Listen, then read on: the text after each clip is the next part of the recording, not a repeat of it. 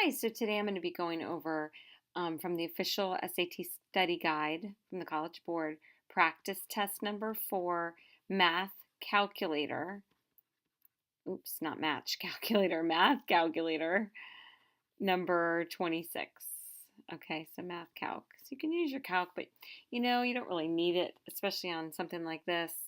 Um, and I'm always amazed that kids skip this question. It says, let x and y be numbers such that negative y, I'm going to make this bigger, negative y is less than x is less than y. So I know that this value is between two values.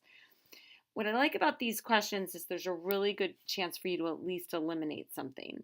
So I looked at this and I was like, well, in order for negative it to be, I noticed that negative y and y mean that they are opposites of each other. So I actually plugged in a few different opposites. I started with 1, so if y is 1, then negative y would be negative 1, which would mean that x would have to be 0, or between those values. I tried another one. If y is 2, then this would have to be negative 2. Now, what I did notice, though, is that y couldn't be negative, because if it was negative, then this inequality wouldn't work. You'd have negative 2 is greater than x is greater than 2, which doesn't make any sense. So I knew that based on those two examples I did that y had to be greater than 0, and I happened to notice it there.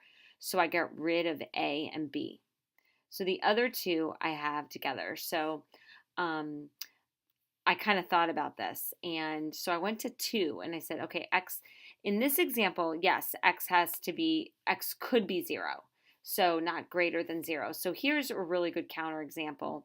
But also in this example, because x could actually be negative 1 right here. So that's another counterexample, making this one false, which means that D is not my answer, and so C has to be my answer. All right, guys, so hopefully that was helpful, and hopefully this made you want to try these problems and not skip them next time you take it. Have a great day.